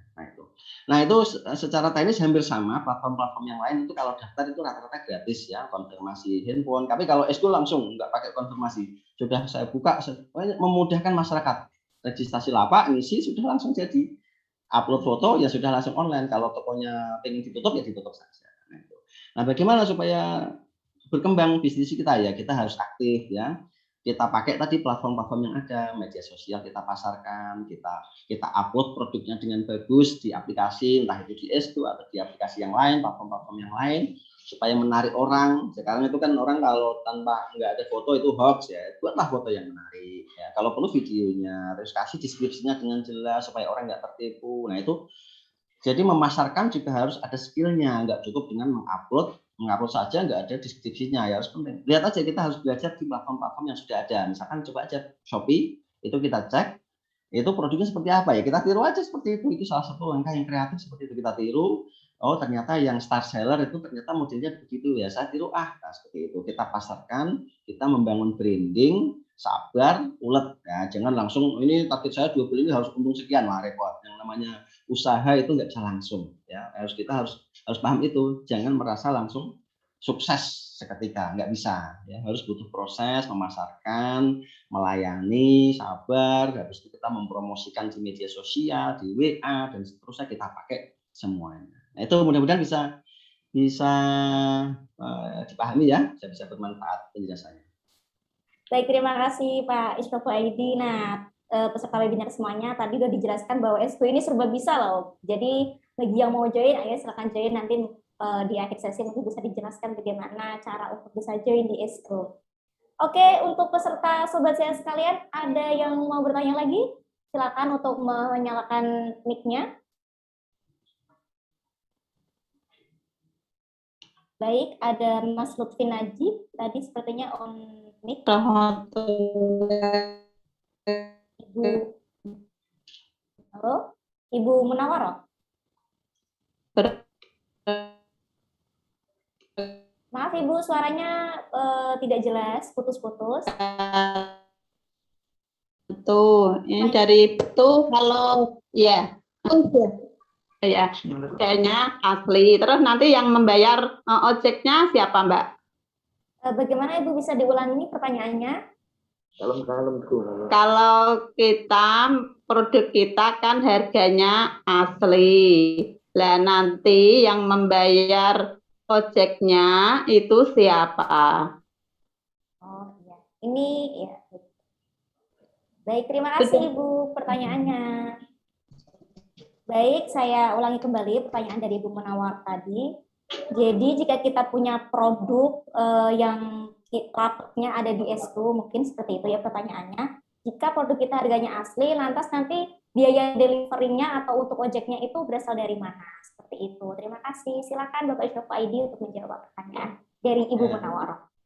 Nah ini memang Esku ini unik ya. Memang orang bertanya ini gimana dapat untungnya. Nah ini kalau orang pesen di Esku otomatis yang bayar ya yang pesen. Ya yang pesen misalkan saya mau beli bakso misalkan gitu. Terus ibu tadi yang bertanya itu Bu Munawar itu penjual bakso. Ya saya pesen order menggunakan sistem aplikasi bakso 5 bungkus misalkan. Ya saya yang bayar. Ya bayarnya pun nggak mahal kalau dibandingkan dengan aplikasi-aplikasi yang lain. Di Esku itu satu layanan itu cukup Rp5.000 ya, Rp5.000 kalau satu layanan. Nah itu dibayar oleh pemesan. Nah terus lapaknya gimana? Lapaknya nggak bayar, memang murni nggak bayar. Itu untuk membantu pelapak. Ya, jadi pelapak itu sering bertanya kepada Esku ini gimana? Ya nggak bayar. Yang penting sama-sama bergerak kita. Ya. Jadi yang bayar itu cukup pemesan. Ya, pemesan ini membayar ke driver sejumlah tadi Rp5.000. Kalau agak jauh ditambah per KM-nya 2.000. Misalkan kalau 2 kilo berarti 5.000 plus 2.000. Kalau 3 kilo berarti 5.000 plus 4.000 berarti 9.000. Itu kalau 3 kilo. Nah, kalau dari Margoyoso ke Pati ya sekitar 20 kilo itu ya sekitar 43.000. Jadi per kilonya itu 2.000. Jadi yang bayar itu pemesannya. Nah, lapaknya nggak bayar sama sekali, makanya ya gratis semuanya. Nah ini saya promosi Esku karena memang ya promosi membantu lah ya, karena jenengan pelapak penjual itu nggak bayar sama sekali. Nah itu kalau membayar ya kita terima sebagai donasi, bukan sebagai transaksi, hasil transaksi. Misalkan nggak bayar ya nggak kita tagih, karena memang skema kita seperti itu. Ya kita harus salah satu terobosan startup ya seperti itu. Ya kita yang penting kita kembangkan dulu, bangun bersama-sama berbasis masyarakat. Yang pesen juga senang pasti. Oh iya ya harganya 10.000 asli, nggak ada kenaikan, nggak apa-apa lah saya bayar Esku Rp5.000. Enak kan? Sama-sama untung. Nah, saya kembalikan kepada Mbak Hilma. Baik, terima kasih Pak Edi. Jadi itu tadi penjelasan dari Pak Edi ya Ibu Munawar bahwa kalau kita mempunyai lapak di Esku, kita tidak perlu membayar biaya delivery-nya karena biaya delivery-nya nanti ditanggung oleh pemesan, bukan pemilik lapak. Baik, kepada Sobat Sehat semua peserta webinar pelatihan startup, jika ada yang ingin bertanya lagi, silakan untuk menyalakan mikrofonnya atau on kamera. Belum, saya memberi kesempatan terlebih dahulu kepada peserta yang di sini sebelum saya membacakan pertanyaan dari teman-teman yang melakukan registrasi di awal. Baik, apakah ada yang ingin bertanya? Silakan. Baik, sambil menunggu penanya, mungkin masih mempersiapkan pertanyaannya ya, masih bingung ini gimana sih startup? Masih bingung. Nah, ini ada pertanyaan lagi Pak yang masuk. Jadi pertanyaannya, ini sedikit curhat sepertinya. Kadang bahkan mungkin seringkali yang ingin atau baru memulai membangun startup, khususnya di desa, masih kebingungan dan sulit dalam mencari partner untuk berkolaborasi. Masih kesulitan untuk dalam segi modal hingga pemasaran, terlebih dalam kondisi pandemi COVID-19 seperti ini. Nah, bagaimana cara untuk mengatasi hal tersebut agar lebih yakin dan mantap dalam memulai membangun startup di desa? Seperti itu pertanyaannya Pak Isnov ID, bisa ditangkap? Baik, cukup jelas pertanyaannya, bagaimana kita membangun startup kalau memiliki keterbatasan modal ya. Ini saya mau cerita, Esku itu modalnya nggak sampai 1 juta awal. Ya, Esku itu nggak sampai 1 juta, mungkin valuasinya sekarang ya bisa jadi bukan ratusan miliar, nanti ratusan miliar menjadi unicorn nanti. Esku ini baru valuasinya baru ratusan juta. Cuman awalnya bagaimana? Awalnya saya memanfaatkan sarana IT ya, infrastruktur IT itu yang gratis. Saya menggunakan Facebook, gratis kan? saya menggunakan Google Form gratis, ya. Saya menggunakan email gratis. Nah, semuanya gratis. Saya cukup waktu itu saya hanya membeli sebuah domain. Domain itu harganya setahun itu sekitar 150.000. Artinya kalau di total itu modal awal saya itu nggak sampai 5 juta lah, karena di situ mungkin saya membangun SDM ya, timnya supaya saya bangun para yang memberi layanan ya, karyawan-karyawan itu kan saya bangun, itu kan butuh modal ya. Nah itu kalau dihitung itu nggak sampai 5 juta. Nah sekarang kalau untuk mendapatkan uang 10 juta, 20 juta di bank itu kan sekarang kecil banget, mudah banget. Operasi, layanan kredit-kredit itu banyak. Nah artinya startup itu nggak mesti diawali dengan modal yang besar. Ya, yang penting itu praktis dulu. Ya, yang penting praktis dulu bisa dipakai oleh orang. Nah itu jangan langsung membayangkan seperti perusahaan startup yang besar-besar tadi, ya, yang tadi itu sudah triliunan modalnya. Nah itu kalau kita ingin merintis itu sebenarnya bisa asal praktis. Nah itu contohnya tadi misalkan ini kita ingin membuat startup membuat layanan cuci motor online, misalkan begitu. Cuci motor online ini masih peluang besar. Saya lihat di desa-desa belum ada, ya. Nah itu masih banyak. Atau cuci baju, walaupun di aplikasi seperti Grab maaf ya saya menyebutkan merek, aplikasi yang ada itu sudah ada, tapi di daerah itu masih sedikit yang menggarap itu, masih sedikit. Baru yang layanan makanan itu masih banyak. Nah, layanan jasa itu masih bisa kita garap, masih luas peluangnya. Nah itu. Nah, kita buat aja seperti itu. Misalkan kita menggunakan sarana-sarana yang murah seperti itu. Ya bisa jadi kalau kita repot meng-hire orang yang orang-orang tenaga IT yang ada di lokal. Atau kalau lebih mudah lagi ya kita berkolaborasi misalkan dengan Esku. Nah, dengan Esku ya kolaborasi malah sudah jadi aplikasinya, ya tinggal mengembangkan di layanan-layanan yang lain. Jadi kalau kita tidak mau membangun ya dari sisi kita SDM-nya, kita berkolaborasi, kita join, join, habis itu kita mengembangkan produknya. Kebutuhannya apa? Oh ternyata menjual produk ketela, ya sudah kita bangun. Ternyata pasarnya luas ini, nah, berarti dari sisi aplikasi nanti berkaitan dengan ketela. Ya, membangun layanan cuci baju, ya, bisa juga kita garap seperti itu. Jadi modal ini nggak menjadi satu-satunya, yang penting kita bangun konsepnya jelas, dapat dipraktekkan dan dibutuhkan masyarakat sekitar ini. Nah ini sekarang saya sedang membangun pasar desa, ya pasar desa. Sekarang ya eranya gara-gara digital ini. Setiap desa mestinya harus punya pasar sekarang. Ya, walaupun nggak punya sawah. Nah ini nanti kalau kita di Kajen nanti nggak usah heran nanti punya pasar Kajen. Mana pasarnya? Ya dibuka di handphone lah, itu pasarnya lebih lengkap. Ya, nyari misalkan butuh tenaga pendidik. Nah, ternyata munculnya siapa? Mbak Hilma. Oh langsung dihubungi Mbak Hilma. Gara-gara masuk pasar desa Kajen.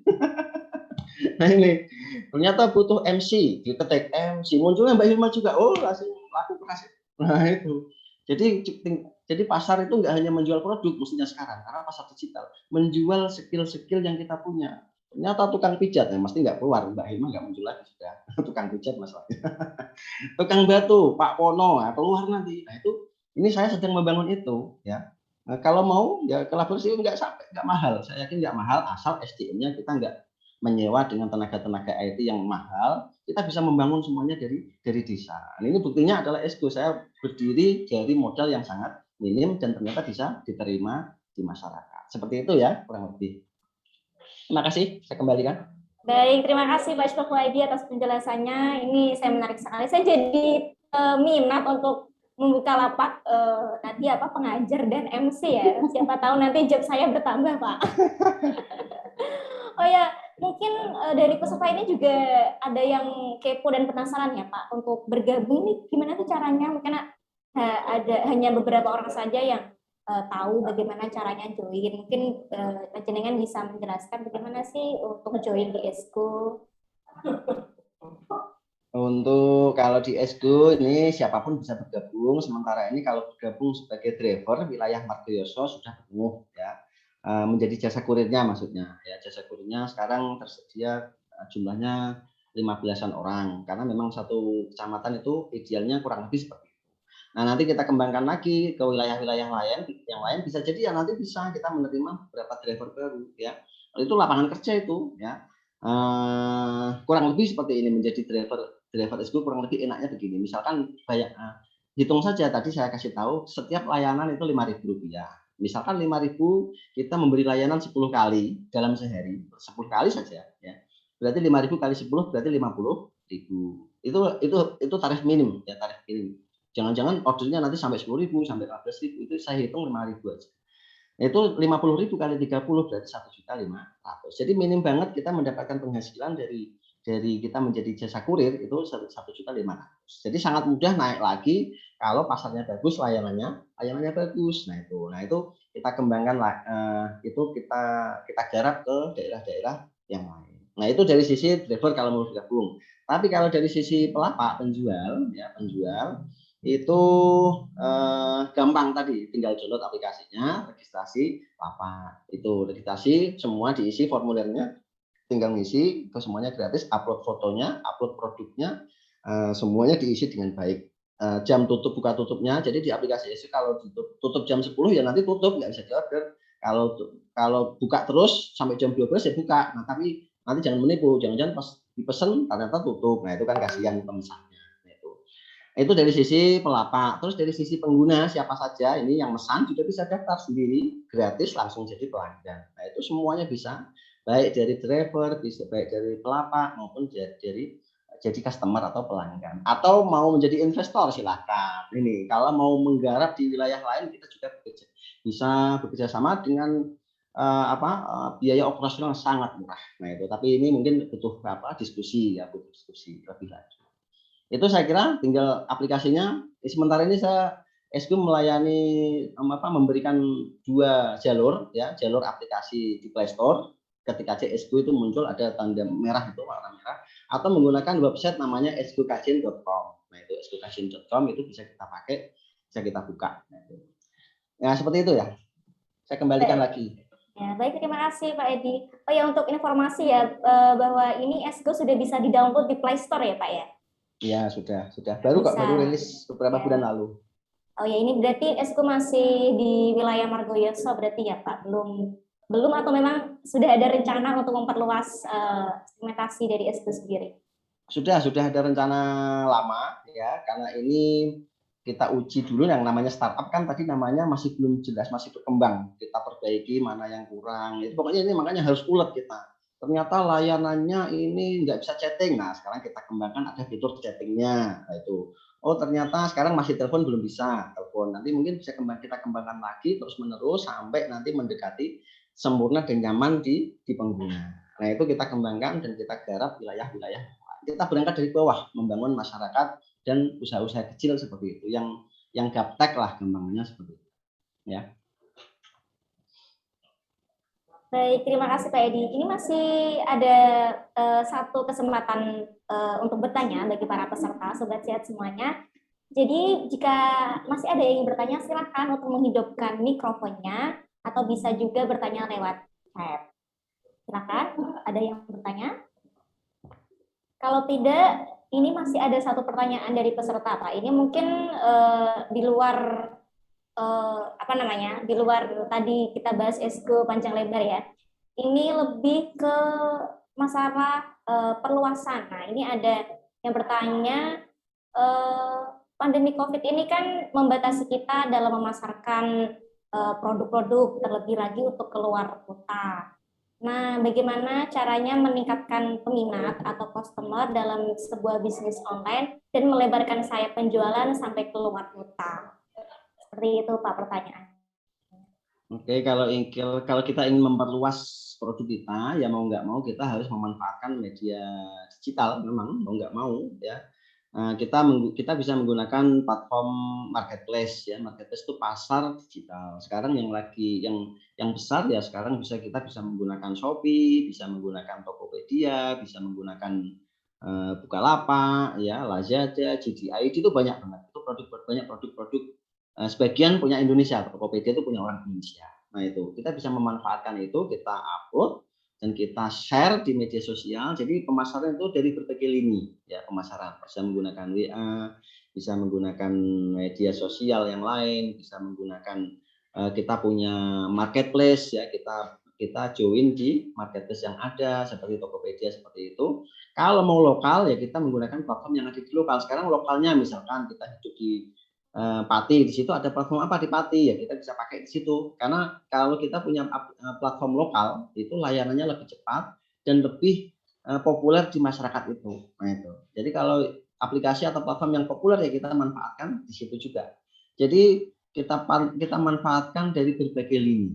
Ya, nih di kampung kami juga ada orang yang start seller di Shopee, tapi dia gabung di Esgo juga ternyata dia memasarkan dari dua sisi. Ya, lokal juga kita garap, online juga kita harus garap. Nah, itu. Terus kualitasnya ya kita harus tadi kompetisinya sekarang terbuka ya, harus perhatikan jangan asal memasarkan produk.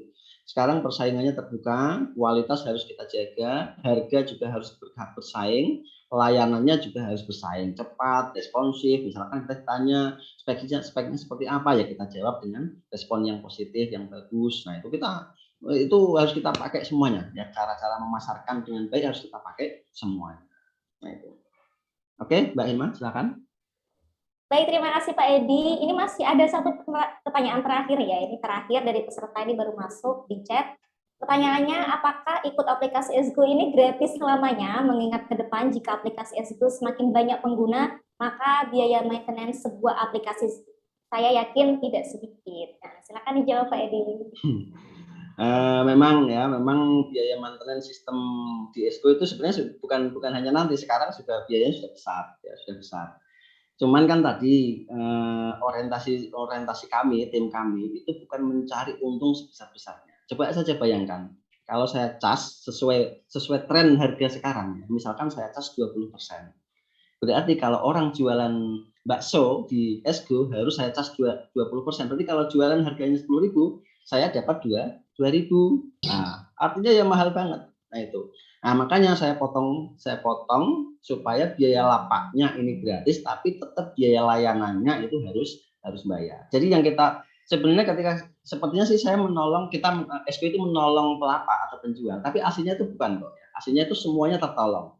Pembeli juga senang karena harganya asli, ya, karena harganya asli. Terus penjual juga senang karena harganya nggak dianggap mahal. Ya, padahal itu aslinya harganya tetap, tapi gara-gara dia ikut di aplikasi yang lain ya, itu biasanya kena cas 20%. Nah itu. Nah kita potong yang biaya pelapaknya, tapi tetap biaya drivernya itu masuk sebagian di perusahaan Esgo. Nah inilah mudah-mudahan kalau traffic penjualannya besar, ya mudah-mudahan walaupun kita Esgo mengandalkan dari biaya layanannya tadi dari driver saja, itu mudah-mudahan cukup untuk maintenance. Kita sudah kalkulasi kemungkinan cukup. Ya, kemungkinan cukup. Memang sih sampai sekarang tidak ada arah atau kebijakan untuk mengecas atau menerapkan biaya untuk pelapak. Masih gratis, ya, masih 100% gratis. Ya, biaya layanannya yang bayar. Itu pun yang memesan. Kalau penjualnya memesan ya dia bayar, ya membayar sebagai pemesan. Tapi pelapak yang masih gratis. Terus juga untuk menopang kami juga, kita juga nanti akan membangun donasi ya, silakan, sifatnya sosial ya, karena bisa jadi lapak tersebut itu belum cukup secara ekonomi ya, kasihan yang masih harus berkembang. Nah itu nggak mungkin ya kita harus bangun di situ, tapi kalau mungkin yang sudah transaksinya besar di Esgo, mungkin kita bisa dorong untuk memberikan donasi untuk maintenance dan itu pun sifatnya sosial, nggak mengikat. Nah itu arahnya seperti itu, kita dari tim Esgo seperti itu ya. Sementara yang kena cas hanya pemesan, bukan pelapak. Silakan melapakkan produknya gratis 100%.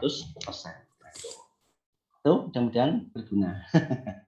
Baik, terima kasih Bapak Ishraf Haidi atas penjelasannya. Sudah tidak terasa ya kita 30 menit melakukan diskusi bersama narasumber kita pada hari ini. Banyak sekali yang sudah kita dapatkan tentang apa itu startup, kemudian bagaimana kita juga membangun startup, bagaimana kita mengatasi permasalahan-permasalahan dalam pemasaran produk kita selama pandemi COVID ini berlangsung. Dan semoga apa yang telah tadi disampaikan oleh narasumber juga keynote speaker dapat bermanfaat bagi semua peserta Sobat Sehat webinar pelatihan startup pada hari ini.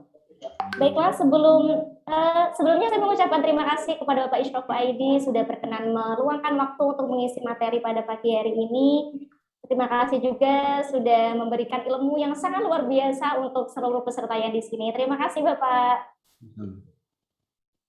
Baiklah, sebelum saya akhiri webinar pelatihan startup pada hari ini, saya akan mengumumkan kepada peserta webinar bahwa dari panitia mengadakan kuis.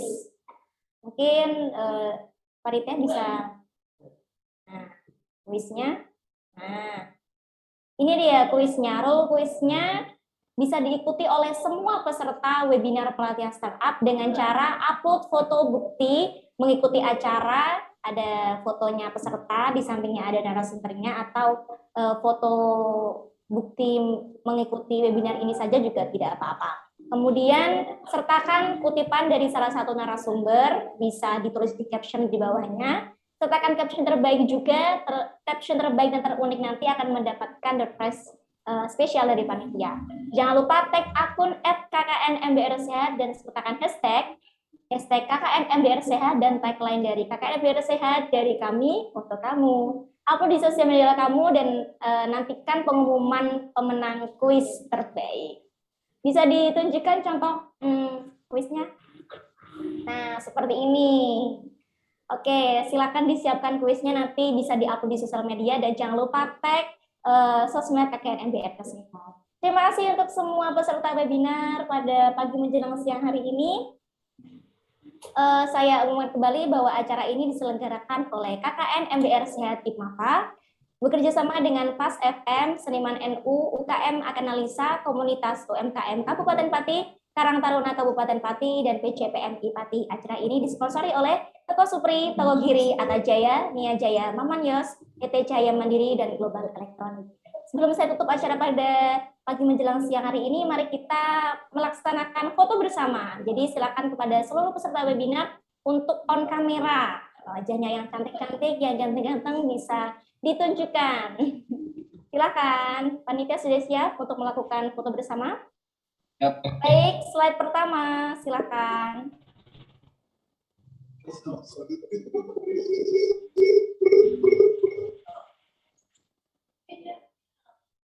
Baik, saya hitung. 1,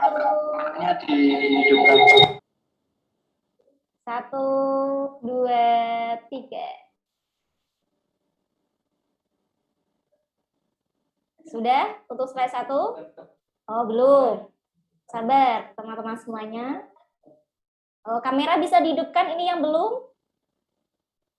Silakan kameranya dihidupkan terlebih dahulu. Mari kita tunjukkan wajah terbaik kita. Jarang-jarang kita melakukan foto bersama ya, seperti ini. Kapan lagi kalau tidak sekarang? Baik, sudah siap, panitia? Nah, sudah terlihat nampaknya wajah-wajah cantik dan tampan para peserta webinar pada hari ini.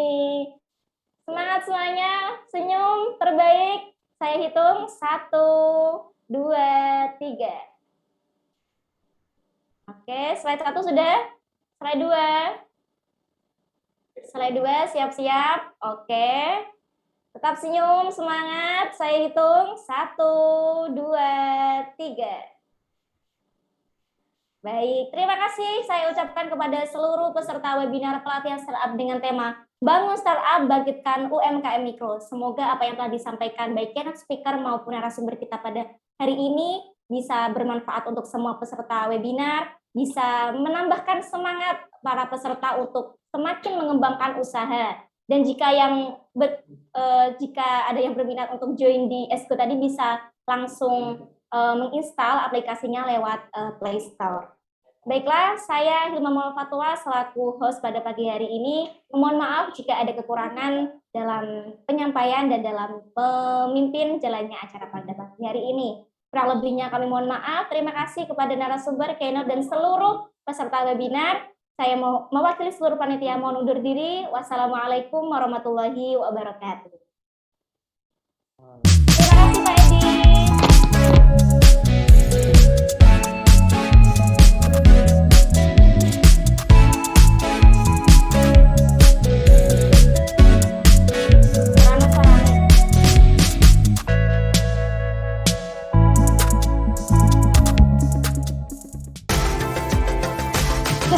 Bacot.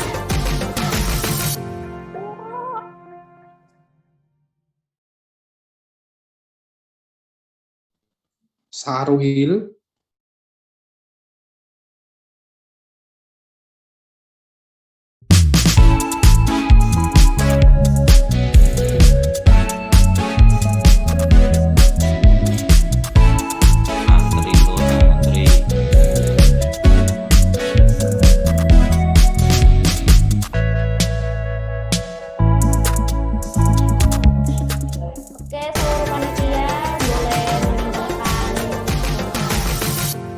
Assalamualaikum. Terima kasih sudah bergabung pada acara hari ini.